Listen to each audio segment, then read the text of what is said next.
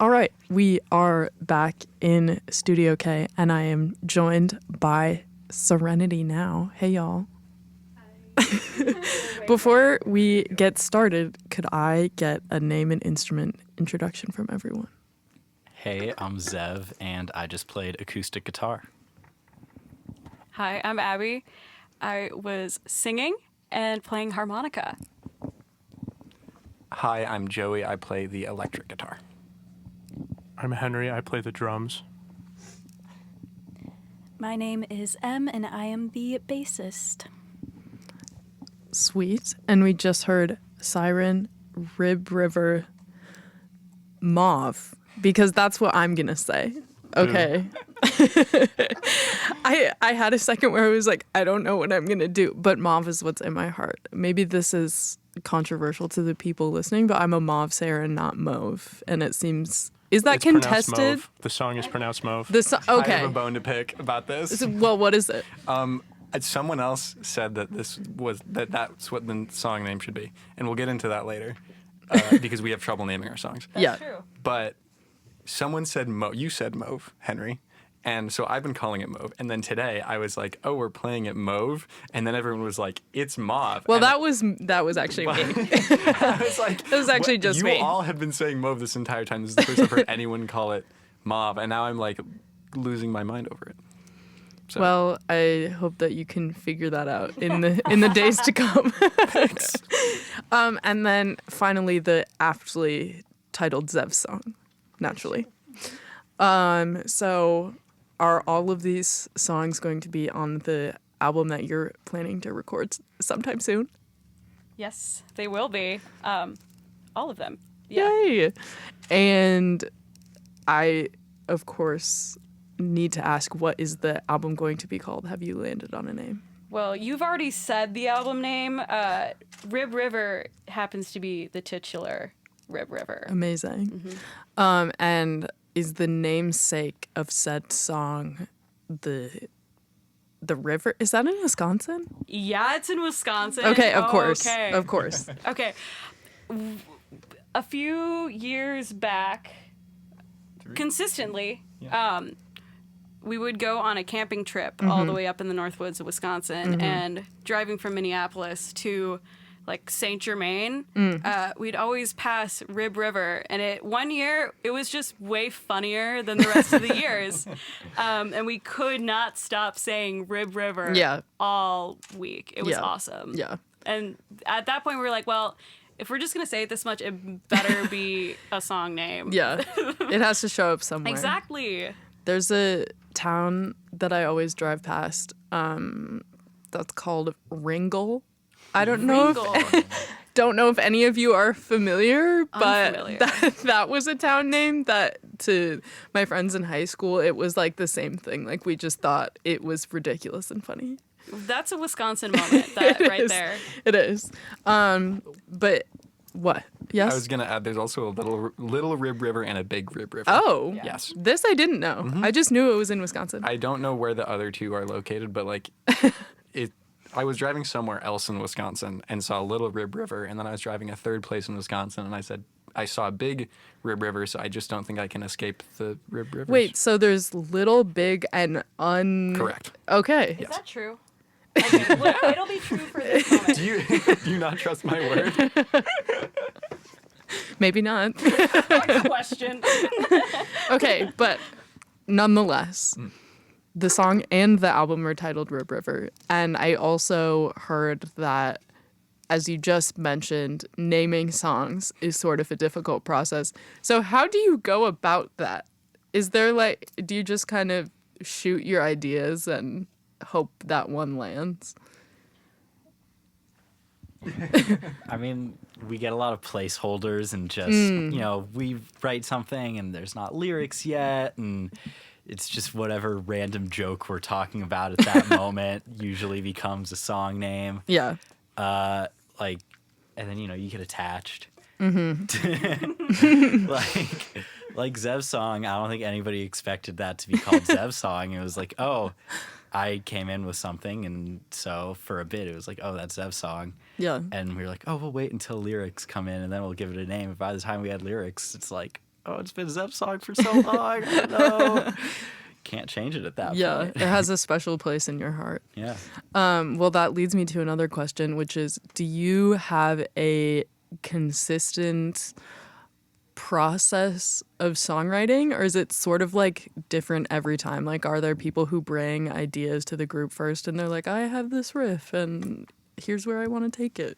Yeah, so our writing process has been a little crazy the past, 7-8 months. I moved out of Minneapolis. So we all met at the U of M, and then I moved after I graduated. So you guys usually write some really cool instrumental part and then send it to me over text or in our shared Google Drive. Yeah. And then I make lyrics 8 months later because yeah. Yeah. But it's fun when we get together and are able to actually riff off ideas in person as the person who's not always there in person. Yeah. Oh, it seemed like there was something to add. Yeah, I don't know. It's very fun. I've never written music with a band before, but I've written music alone, and it's a very different experience in this band. In that, I don't bring things generally. I feel like the people that play melodic instruments or harmonic instruments do. But then we just jam it for a long time, and then if we don't like an aspect of the song, you just jam it again. It's really simple. It's very fun. Yeah. Do you have any songs that are going to be on the album that you feel like are not completely different, but have changed a significant amount from ideas that you started with? Yeah, mauve. But you talk about it. Yeah, actually quite a few. Kind of to go back to the songwriting process, I think most often it will be Zev or myself, a rhythm guitar or the bass line will be what we start the song with. And it's very cool to hear how significantly it changes along the way, because it definitely does. The song that they were referencing, Mauve, I had played that for... actually before Henry had joined the band, so we didn't have a drummer at that moment. I played it on a acoustic bass, and it was called Money because it was kind of loosely inspired by Pink Floyd's Money, or it just sounded somewhat similar. Yeah. And they all hated it and said, this is impossible. Ouch. We can't come up with this. We're kind of canning this one. And then I don't know how, but one day I think maybe I was playing it, and Henry was like, that is so good. We need to pursue this. And I don't know why. Just a few months passed, and we were able to really completely change that one from being more of a grungy song to very bluesy. Zev was very instrumental in structuring that song, which was cool. Yeah.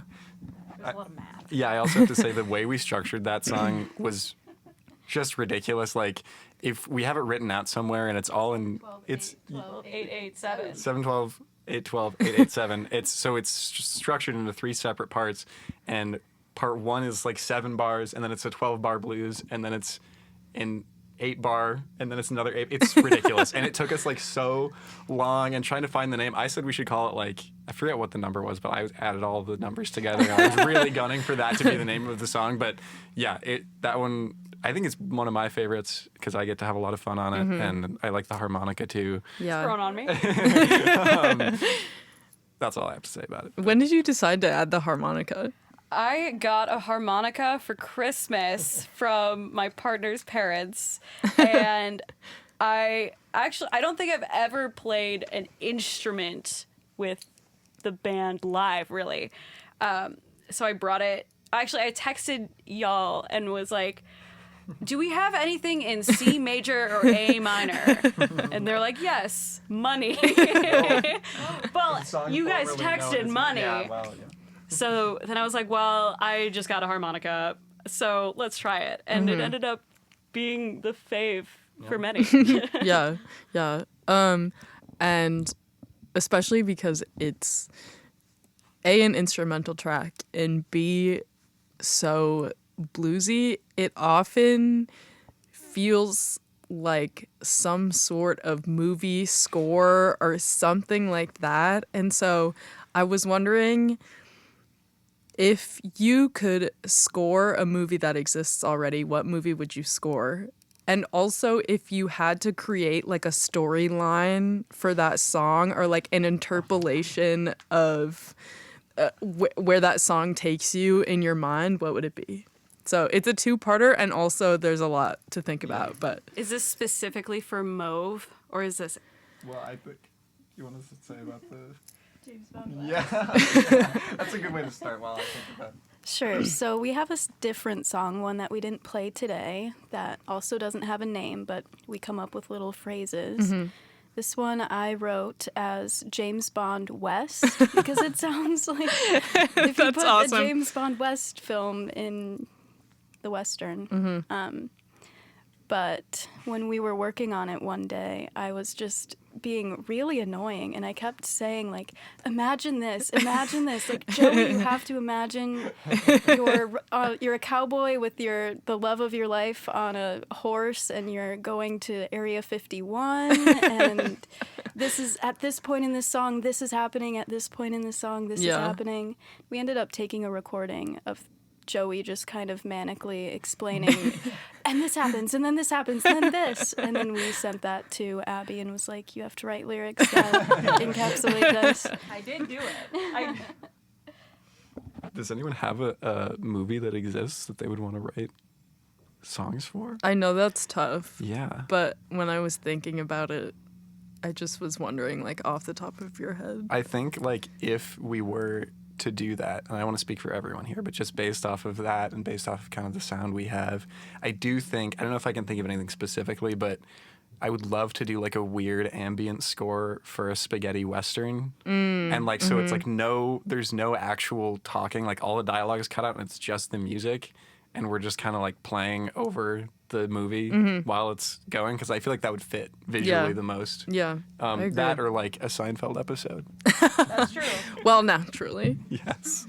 And, you know, speaking of your namesake, what are your favorite names that you threw away in the process of trying to come up with the band name? I don't know. There's a lot. You have the fan club. I was really gunning for James Devlin Fan Club. James Devlin, one of my favorite, just pretty good football players of my childhood. Okay. He like was just okay. He was special to the city, you know. Oh, but, okay, like, okay. You don't, Hometown hero. hometown hero type of guy, yeah. But they didn't all agree with that. They didn't all agree with that. That's okay. I also really liked Forever Caterpillar. I thought that was a fun one. Yeah. I don't know, any other faves people remember? No, they were all so No. unmemorable. They're pretty unhinged at James times. Devlin fan club is the only one I can really. That's just funny. I really wanted that. Yeah. Yeah. Well, I'm sure that there's an alternate universe where that is the name of your band and it's a completely different band, because I feel like that sets a really different precedent for for what kind of sound you're going for. Well, back to the album. 2 questions just so our listeners can sort of gauge what picture you're painting with the album. What are 3 colors that you'd use to describe it? And if you had to pick the perfect time of day to recommend that someone listen to it, when would that be? I have a time. I guess I will say colors. Obviously, mauve has to be number 1. And I just said this, so feel free to disagree with me, but I think amber and burnt sienna encapsulate our I sound love that pretty well. specificity. I never get that. And time of day?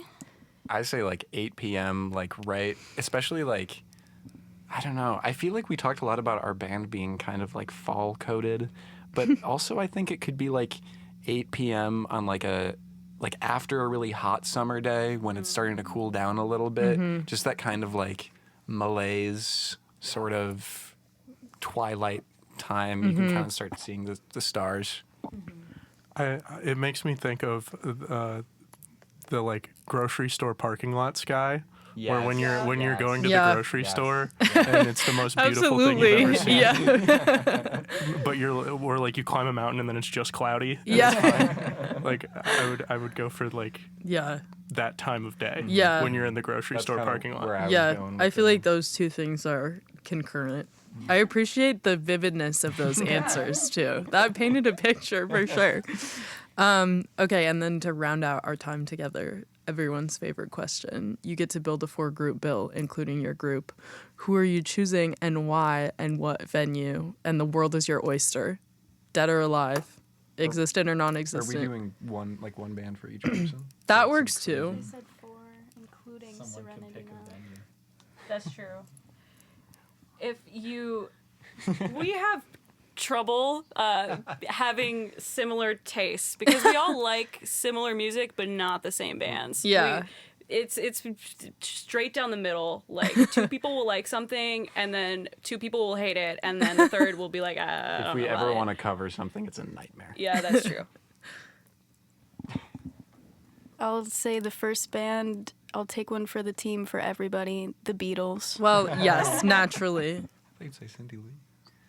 I had to pick. It's tough. That's a tough choice. Okay, I'll go next. I will say, and Zev, don't roll your eyes. I'm going to say the Velvet Underground. He's grimacing. That One more. one more. Wait, No. 4 bands. Including us. You guys have to play with them. Oh, You have to play in the lineup. Yeah, I'll let Okay. you. okay. Be a long concert. I feel like It's a festival. Crumb has to be there. Naturally. That's one of Yeah, the of things we can course. almost agree on. Almost. And where, too. I'd love to see. I know people are not gonna like this. I'd love to see like the Beatles play a basement show. I would love that, too. Are you kidding? I think that'd be great. Yeah, I think so, too. Ugh. Basement. Honestly, to Basement. me, you guys are catered to me perfectly. I would love that lineup, and I'd love to be there.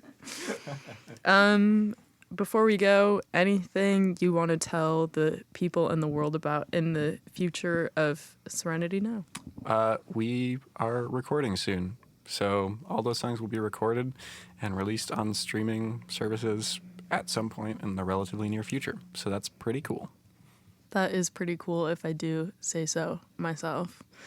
Y'all, thanks so much for coming in and chatting with me. I had such a blast. We did too. Thanks. Of course. You have been listening to Serenity Now here on Off the Record, and you're listening to Radio K, Real College Radio.